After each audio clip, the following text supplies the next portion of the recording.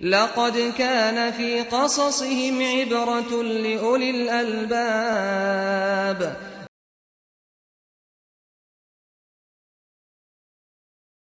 الحمدللہ والصلاة والسلام علی رسول اللہ وعلی آلہ وصحبہ وموالہ۔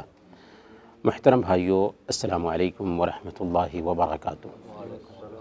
ہم نے قرآن قصوں کا سلسلہ شروع کیا تھا، انشاءاللہ آج ہم اس سلسلہ کو ختم کریں گے ایک قصہ پہ جس کا ٹاپک ہے پھوٹ ڈالو حکومت کرو۔ آپ جانتے ہیں کہ اللہ کے نبی صلی اللہ علیہ وسلم جب مدینہ ہجرت کرنے کا پلان بناتے ہیں تو اوس اور خزرج مدینہ میں دو مشہور قبیلے تھے، انہوں نے اسلام قبول کر لیا۔ یہ دونوں زمانے جاہلیت میں آپس میں تھوڑی تھوڑی بات کو لے کر کے جھگڑتے رہتے تھے، یہاں تک کہ لمبی لمبی جنگیں ان دونوں کے بیچ چلتی تھیں، ایک دوسرے کے دشمن بنے ہوئے تھے اور ان دونوں کے بیچ بہت ساری جنگیں ہوئی تھیں، لیکن اسلام کی برکت سے یہ دونوں کے دونوں آپس میں شیر و شکر ہو گئے تھے۔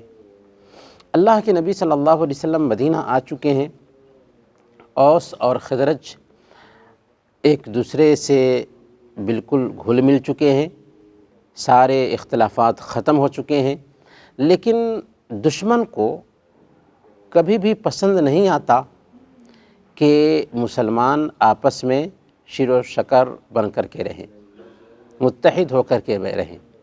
وہ ہمیشہ یہی چاہتا ہے کہ کیسے مسلمانوں کے بیچ پھوٹ ڈالا جائے۔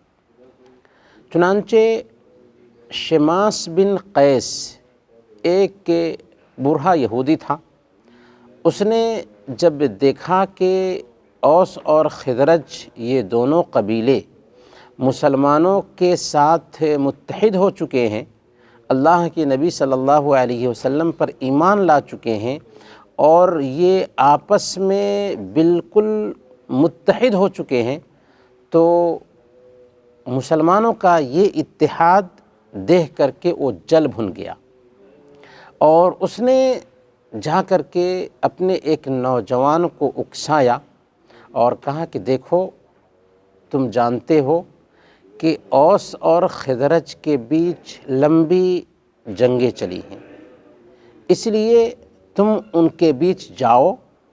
اور اوس اور خزرج دونوں نے جنگ بعاث میں، جو ایک جنگ تھی،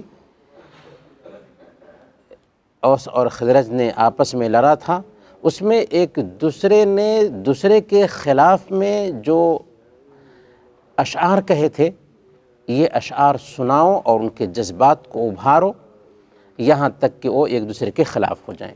چنانچہ وہ نوجوان آیا ان کے بیچ اور یہ اشعار جو ایک دوسرے کے خلاف کہے تھے وہ بیان کرنا شروع کیا، سنانا شروع کیا، یہاں تک کہ انسان ہے، انسان ہونے کے ناطے ان کے جذبات ابھرے، یہاں تک کہ ایک دوسرے کے خلاف وہ تیار ہو گئے اور کہنا شروع کر دیا کہ اگر آپ چاہتے ہیں کہ جنگ کریں تو ہم ابھی بھی جنگ کرنے کے لیے تیار ہیں۔ اور اوس اور خزرج دونوں کے دونوں ایک دوسرے کے خلاف ہو گئے اور تلوار نکالنے کے لیے تیار ہو گئے۔ اللہ کے نبی صلی اللہ علیہ وسلم کو جب یہ خبر پہنچی تو ان کے پاس آئے، انہیں سمجھایا اور کہا کہ اس طرح کی سازشوں میں ہمیں نہیں پڑنا چاہیے، اور پھر آپس میں دونوں کو ملا دیا۔ اسی قصے کی طرف اشارہ کرتے ہوئے اللہ تعالیٰ نے سورہ آل عمران آیت نمبر 100 میں بیان فرمایا، یا ایھا الذین آمنوا ان تطیعوا فریقا من الذین اوتوا الکتاب یردوکم بعد ایمانکم کافرین۔ اے ایمان والو، اگر تم اہل کتاب کی کسی جماعت کی باتیں مانو گے تو وہ تمہارے ایمان لانے کے بعد مرتد و کافر بنا دیں گے، وہ تمہیں ایمان لانے کے بعد مرتد اور کافر بنا دیں گے۔ اس میں خطاب ہے ایمان والوں کو، اور ایمان والوں میں بھی چونکہ اگر ہم شان نزول کو دیکھیں تو خطاب ہے براہ راست اوس اور خزرج کے ایمان لانے والوں کو، لیکن الاعتبار بعموم اللفظ لا بخصوص السبب، اعتبار قرآن میں لفظ کے عموم کا ہوتا ہے، خاص پس منظر کا نہیں ہوتا۔ یہ آیت اگرچہ اتری ہے اوس اور خزرج کو خطاب کرتے ہوئے، لیکن اس آیت کا حکم سب کے لیے ہوگا۔ تو اللہ تعالیٰ نے کہا کہ اے ایمان والو، اگر تم اہل کتاب میں سے بعض لوگوں کی بات مانو۔ بعض کی بات اس لیے کہی کہ کتنے اہل کتاب تھے؟ اہل کتاب سے مراد کون ہیں؟ یہودی اور عیسائی۔ تو یہودیوں اور عیسائیوں میں کچھ ایسے لوگ تھے جنہوں نے اسلام بھی قبول کیا۔ حبشہ کا بادشاہ نجاشی نے اسلام قبول کیا، وہ عیسائی تھا۔ اسی طریقے سے یہودیوں میں سے بہت سارے لوگوں نے اسلام قبول کیا۔ تو اصل بات یہ ہے کہ سارے یہودی یا سارے عیسائی غلط نہیں ہیں، لیکن ان میں سے بڑی تعداد ایسے لوگوں کی ہے جو تمہارے دشمن ہیں۔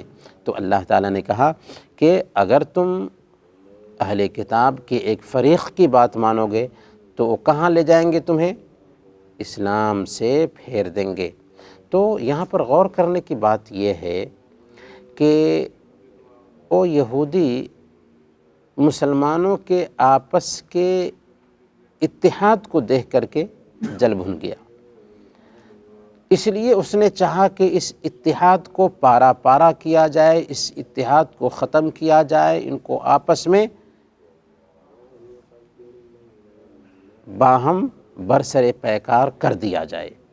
یہ سوچ صرف اس وقت کی نہیں تھی بلکہ ہمیشہ رہی ہے اسلام دشمن کی، کہ مسلمانوں کو آپس میں لڑانے کی کوشش کی گئی ہے اور اسی کے ذریعہ حکومتیں بھی ہوئی ہیں۔ آج بھی یہ سوچ پلتی ہے اور حکومت کرنے کے لیے سب سے اچھا جو آئیڈیا اختیار کیا جاتا ہے وہ یہ ہے کہ مسلمانوں کی مختلف جماعتوں کو آپس میں بھڑکاؤ، ان کو اختلاف میں ڈالو اور اپنا مفاد حاصل کرو۔ یہاں پر ایک سب سے پوائنٹ والی بات یہ سمجھنے کی ہے کہ اگر ہم اسلام سے دور رہیں گے تو دشمن کو کوئی فکر نہیں ہوتی ہے، لیکن اگر ہم اسلام پر عمل کرتے ہیں، اسلام کے مطابق چلیں گے، جتنا ہی اسلام سے ہمارا تعلق مضبوط ہوگا اتنا ہی دشمن ہم سے جلے گا، اتنا ہی دشمن ہمارے خلاف سازش کرے گا۔ تو اس سے پتہ یہ چلتا ہے کہ ان کو دشمنی مسلمانوں سے نہیں ہے، دشمنی اسلام سے ہے۔ شیطان کو دشمنی مسلمانوں سے نہیں ہے، دشمنی اسلام سے ہے۔ اگر مسلمان اسلام پہ نہیں چلتا ہے تو شیطان کو کوئی دشمنی نہیں ہوتی۔ تو اس سے پتہ یہ چلا کہ ہمیں اپنے اتحاد کو قائم رکھنا چاہیے، آپس میں شیر و شکر رہنا چاہیے اور دشمن کی سازش کو ناکام بنانا چاہیے، شریعت کو فالو کر کے آپس کے اتحاد کو باقی رکھ کے۔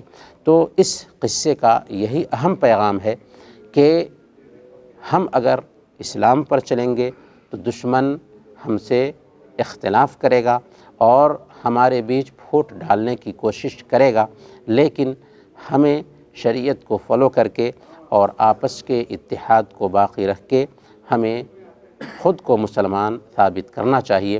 اور اللہ تعالیٰ سے دعا بھی کرتے ہیں کہ اللہ تعالیٰ ہم سب کو شریعت پر عمل کرنے اور شریعت کی باتوں کو اپنی زندگی میں اتارنے کی توفیق عطا فرمائیں۔ آمین۔ وصلی اللہ علی نبینا محمد وعلی آلہ وصحبہ اجمعین۔